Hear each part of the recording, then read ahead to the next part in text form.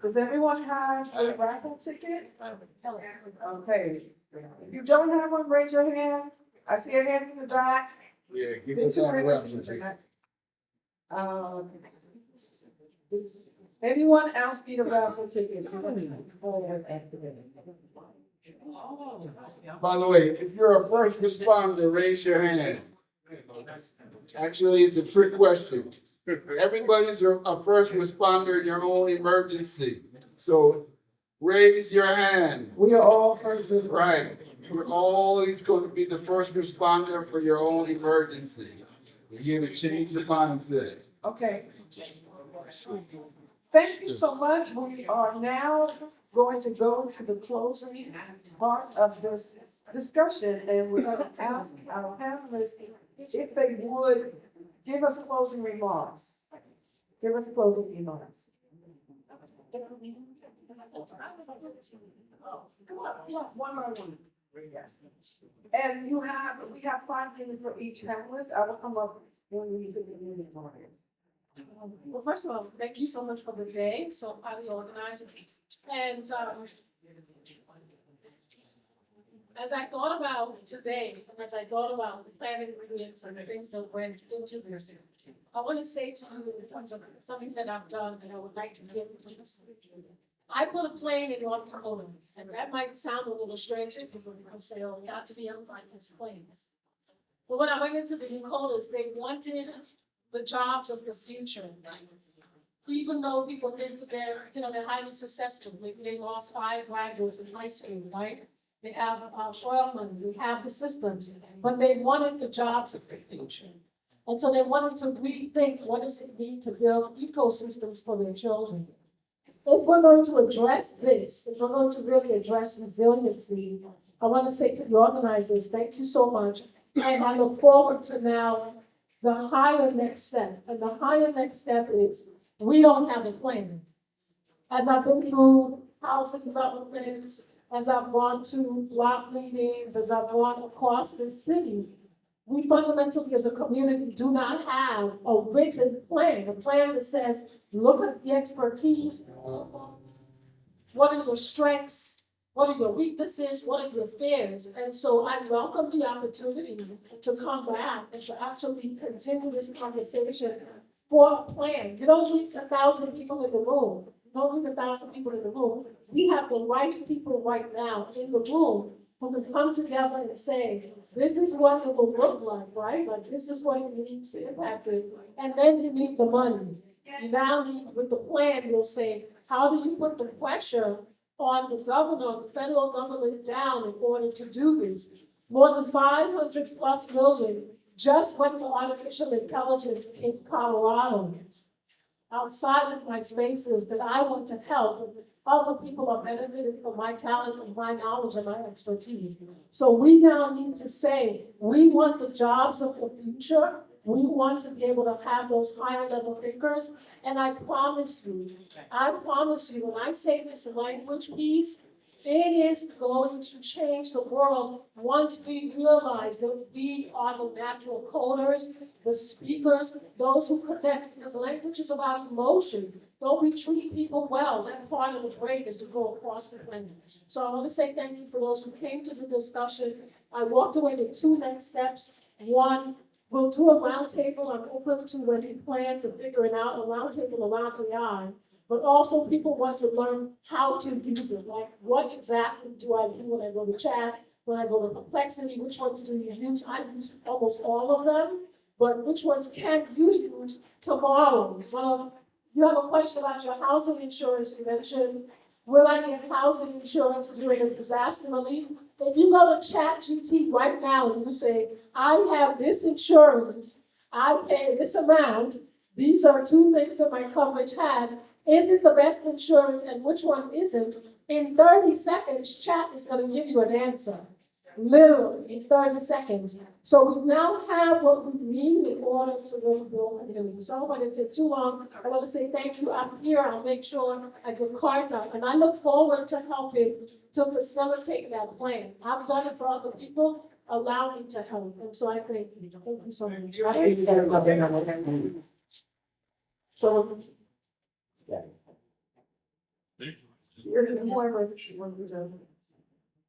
We have student upcoming now, and after that, wait. Thank you again, thanks to everyone who came by the table to talk a little further about emergency communications.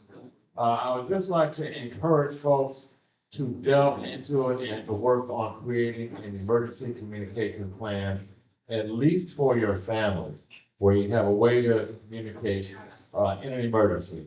One thing I wanted to mention, us older folks, remember back in the days when we knew everybody's phone number by heart. Today, we don't know any phone numbers. I think I know mine and my wife's, and that's it. I don't know my sons, I don't know my daughters, I don't know my sisters, okay? But I do have written down in my wallet that I carry with me wherever I go, those phone numbers. You may be stuck one day and your cell phone doesn't work, your cell phone battery dies. How do I contact home? How do I contact my wife? How do I contact my loved ones? If you don't know the number by heart, you're in trouble. So that's one little tip that I think everybody can do, is carry around important numbers in your wallet, in your purse, somewhere on your body. And again, I want to encourage folks to create those emergency communications, and not just emergencies. These networks are a way we talk about building community. Having these radio networks and connecting with each other on a regular basis is a way to build community. And I just want to mention that we are having a emergency radio communications training on September 13th. I think it's at 10 a.m. if I'm not mistaken. Is that right, Lauren? Anyway, here's a sign-up sheet. Please sign up if you're interested at all in learning about emergency communications, emergency protocol, how to actually talk on the radios back and forth, and how to start to build community radio networks in your family, in your housing development, in your community. And thank you for your time and attention. And lastly, Harlem Emergency Preparedness Day.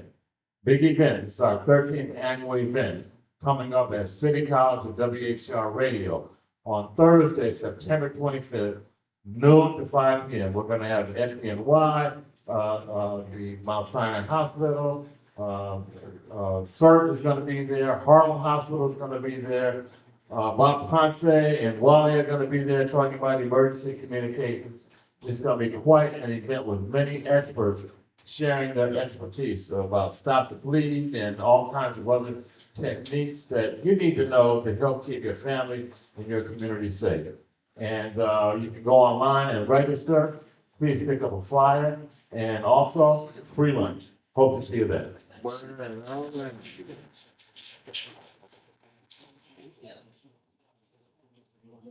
I need to stay on time scale, but I first want to say thank you to the organizers, Baba and Robert, for your vision in bringing this forum together.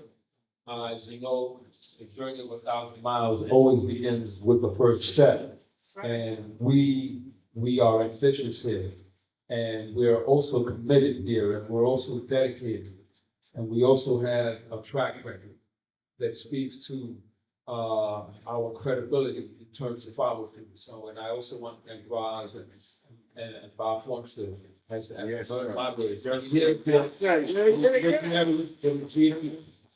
Again, I just want to say thank you in terms of the opportunity today from a food and health perspective. Yes, in our breakout, we had Brother Byron, Brother Mark, I saw Billy, Raj, Deacon, the Deacon came, and we had an excellent discussion. So, two things. One was, discussing food and health from a very specific perspective. That is to say, what kinds of things can we do? Yes, things such as mapping out Harlem, getting, organized, and you can get youth to do this, youth to walk around and really begin to note, what are the vacant lots, get a list together of what's vacant in Harlem. A, B, take that list to the community board and get the community board's feedback on what, if there's a development project online for that lot. And then C, if there is none, how do we begin to develop an organizing effort around signatures, a petition that we can take to our local council representative, right? That's one thing. Another is how do we think creatively about spaces, alternative spaces for food production? And I cited an example by when we were talking about hydroponics. That can be done indoors, and then roofs. And I cited, from my perspective at Pratt Institute, that, if there was a network that organized itself, formally, I might take such a request to my colleagues at Pratt, because I'm in urban planning and the environment, and there, have them, do an analysis of the structural integrity of roofs for rooftop farming, right? That sort of thing. And then, as an alternative space, another alternative space, one of my students, again at Pratt, calculated NYCHA windowsills, meaning, and it came out to acres, all the NYCHA windowsills added up together. And and then this student further went and calculated what types of plants, depending on the sun exposure of the window, could be grown there, whether it's herbs, whether it's vegetables, sort of thing. Now, these efforts, again, I'm going back to the original remarks that I made at the opening, require a sense of community solidarity, require a sense of we have to do something for ourselves, right? If you remember during the pandemic, people were going to gather food, say, oh, wow, look, they're giving out vegetables. Mutual aid is giving out vegetables. And when they took those vegetables home, because I'm bearing witness to this now. When they took it, I had a couple of grandmothers come to me, Ray, the vegetables went bad in a day. Now, the corporation, whether they were from Hunts Point or wherever they were from, they got their tax write-off, right? But what did our community get? Rotten vegetables? Is that how we're looked at? Well, locally, again, how do we develop self-reliance to have fresh food that is going to be nutrient dense, that is going to make a difference in our health, that is going to boost our immune system? We really have to look at that. The other, and so, we were talking, along those types of specifics. We do not need, sisters and brothers, to wait for a crisis. During the pandemic, people wait for a crisis and they have pre-existing conditions. What happened to those with pre-existing conditions? Right? So we need to really be looking at promoting our health right now and growing our vegetables and being involved in the process of touching the soil and the plants. Really, in addition to eating those vegetables, really does boost up your immune system. So we talk specifically along those lines. Then Mark just opened it up, said, Ray, there's a whole network of organizations that we can tap into in terms of how we organize, because brothers, coming back, from upstate, it's really rough economically. And how can they be viable in terms of their personal, getting their life back on track? If they, at the moment, are dealing with these constraints or economic constraints. And so we were talking about, okay, how can we get this going in terms of initiatives on that behalf? And Mark just cited, I can't remember all of the other peacemakers.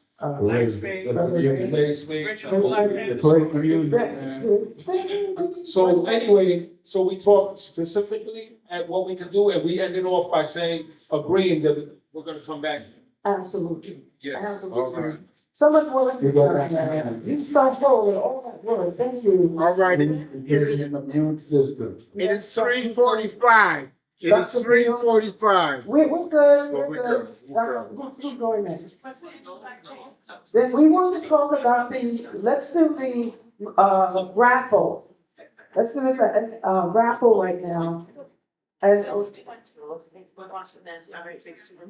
we're going to do Yeah, it. so I realized I didn't actually really quickly tell you who I was and why I was here in the first place. I started off doing environmental justice advocacy, specifically project-based work. So things like, like my beautiful colleagues actually talked about, I started with green collar job training and placement systems so that people had a financial and personal stake in the environment, especially, folks that were coming from upstate our returning citizens, ex-offenders, whatever you wanna call them, so that they can actually see and be a part of our communities being resilient, green roofs as well. It's all that kind of stuff. I moved into real estate development, urban revitalization strategies and policies specifically because I realized that if we wanted a resilient environment, we also had to work specifically on economic resiliency as well. Period. And so that's why the question that I wanted just the people who stopped by, our group, which was really about, do we really have to move out of our neighborhoods in order to live in better ones? And really, how do we create new Wall Streets?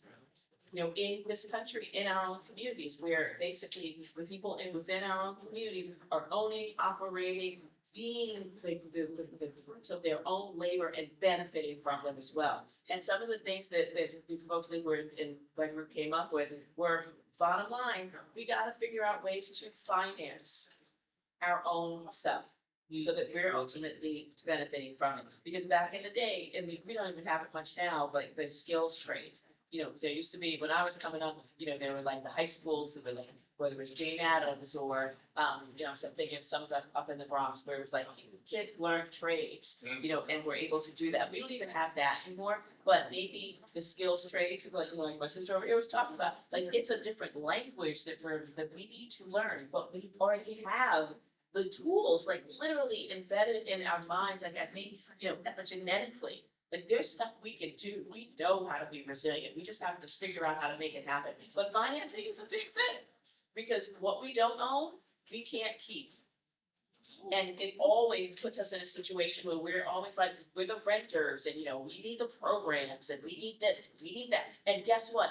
They're taken away real quickly, and that's why the corporations who will know good and they're going, well, they're going to get a tax credit. They don't really have to care about us, but our people do care about us, each other. And that's where we gotta be starting these things. So, but like the brother who talked about figuring out ways to actually be the financer and developer of learning finance and teaching our young people to do that from the get-go. And also, a sister talked about ensuring that people, not just there are gatekeepers, whether it's our community boards, or whether it's our politicians, like the designated folks who know things about what's happening policy-wise that affect our communities, but regular folks don't know.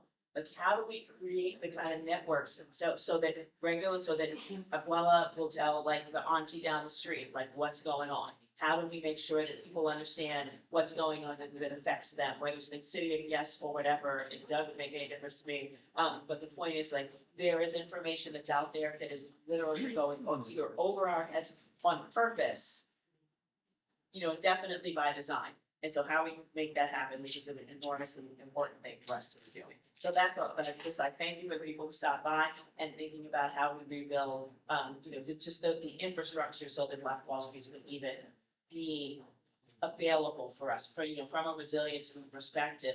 We've got to be the people who are literally saying that we're not gonna get the petty nonsense that literally tears us apart, keeps us from talking to each other, going to be a part of anything other than our ability to connect and build community from the inside out. So thank you, that's all. Thank you. We got a quick jump in right now. We're going to do the raffle. So fill out your tickets. Yeah. We have to, I need that little bucket. Yeah, we already need. Oh, you did? Oh, what is it? Oh, good. All right. Oh, I didn't realize that. Full beans. Okay, so the lucky winner of the free thing is 126 675. Ooh. What's that mean? What's that mean? Oh. It's Santa. I'll give it up. 75. 126 675. Okay, man. So All right, we have a winner. we have a winner, and we have one more, I'm happy to sign it for you. and then we will wrap it up. Thank you so much.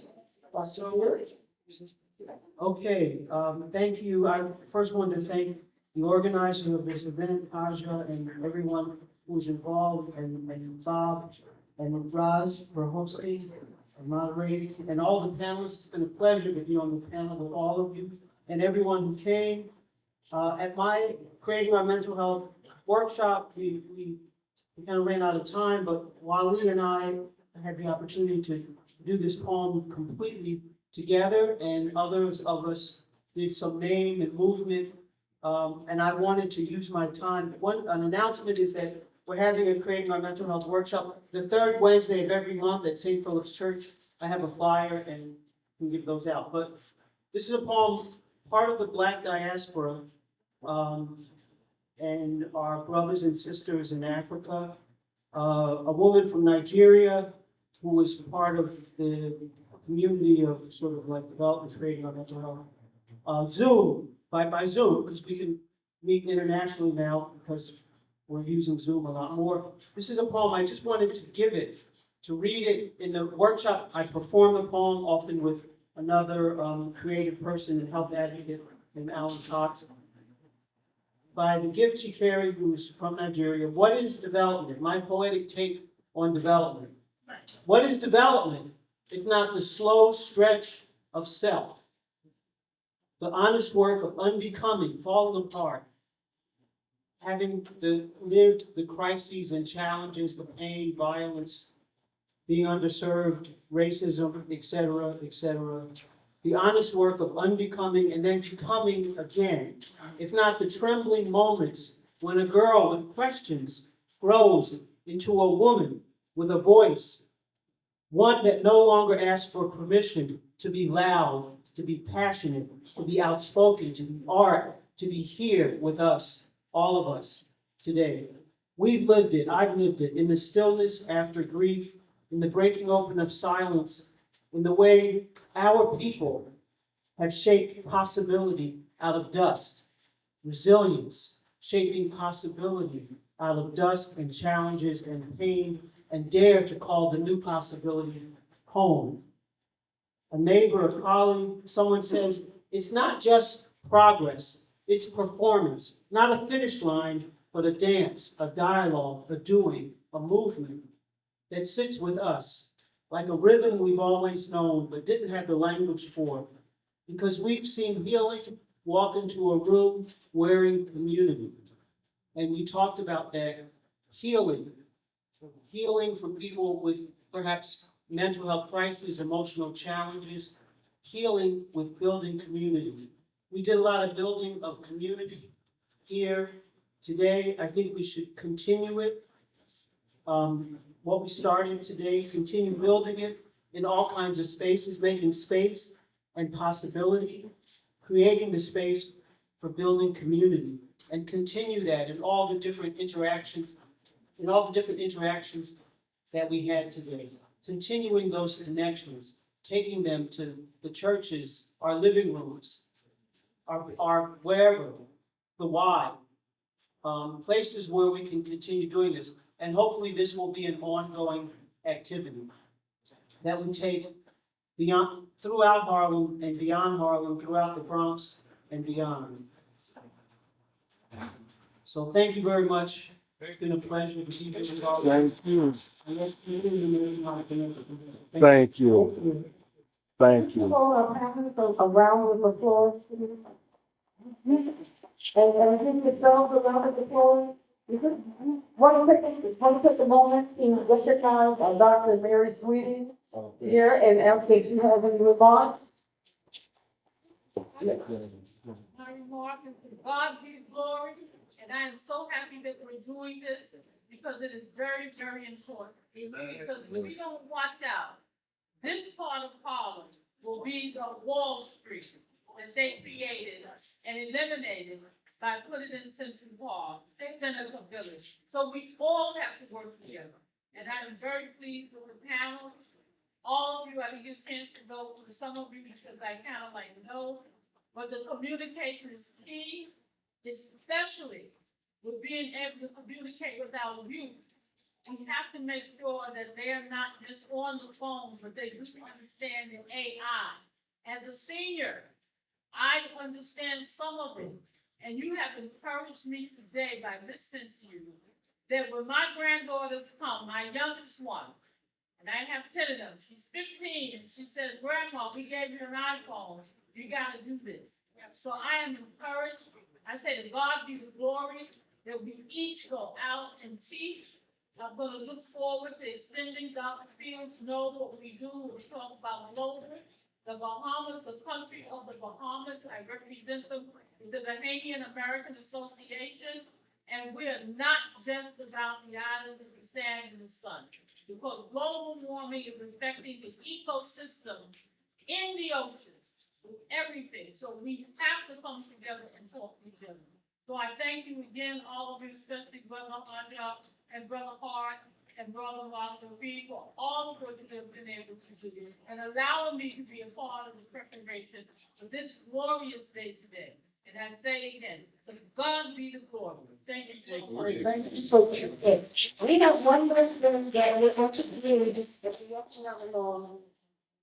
We ask that everyone sign the attendance sheet. I'm trying to rush here, but we have a document, building resiliency where I am and getting to where we need to be.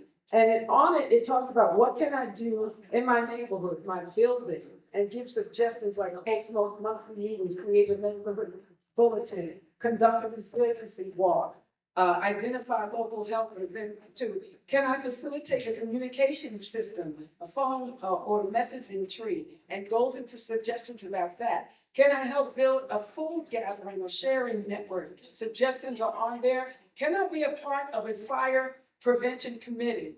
We need to know about that because it can break out at any time. How can we support the elderly, disabled, and the young in a crisis? How can we prepare for psychological trauma? How can we prepare for a health crisis? And what kind of educational pieces can we put in place to strengthen our community so that we are proactive? So with that, I want to pass it on to Bob and thank everyone for me. It was a pleasure doing this. Bob's going to close out and then we'll pass it on to Roland. Yes, right. So some last words. First of all, you have your marching orders. We have to do better, and we have to make everyone around us do better. We're in the midst of the crisis. We're already in it. So we don't have to wait for it. It's here, but more is coming. We can do it together, but we have to start now. And so we've heard from our experts. You have to make sure you sign that sheet because we need to follow up with you. Continue to listen to WHCR 90.3 FM. Stu has a show on it. The newest host on WHCR is Carol Johnson.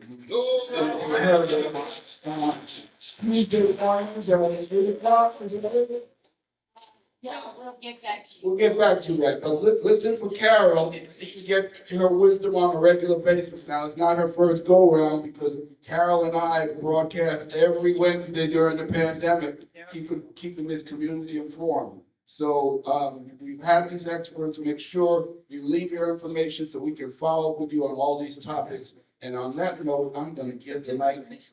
Oh, yes, September 25th, Harlem Emergency Preparedness Day. There's a flyer out there. Don't take one, take several. Take one for you and 2 or 3 for your people.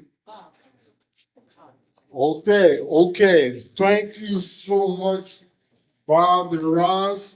Okay, Rob, you wanna come on up here, man? Come on now. Also, Got to move. Also, one more announcement, East Harlem Co-ed, September 27th. They're having an event at Bethel Gospel Assembly, which is 221 Street, and that is September 27th, so that is a Saturday, 11 a.m. Okay, all right. How did you enjoy yourself? What did you think about the presentation, about the content? Yes, sir. Yes, ma'am.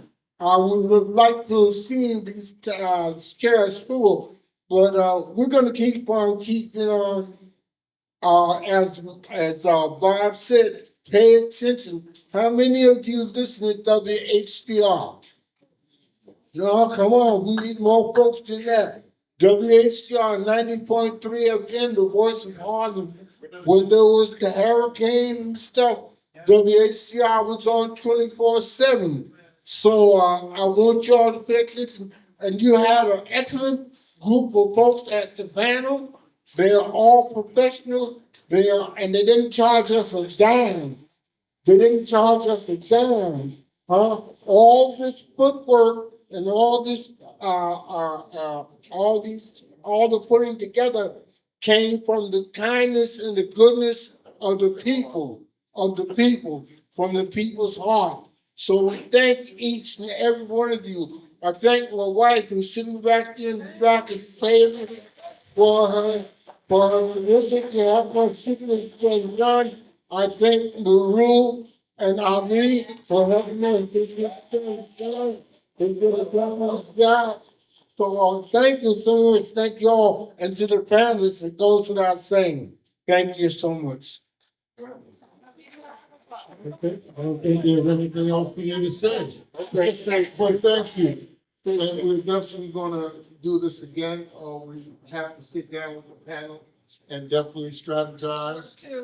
And, this has to be about Zoom. Something about Zoom. Zoom. We have a Zoom, every Monday. And we can get, I can't get it to you off my top of my head. We got passcode and everything. Just make sure you sign the email and you'll get the email for the Zoom. Yes, thank you very much. That's Okay, it. I guess that's it. And thank you again. Thank you. All right.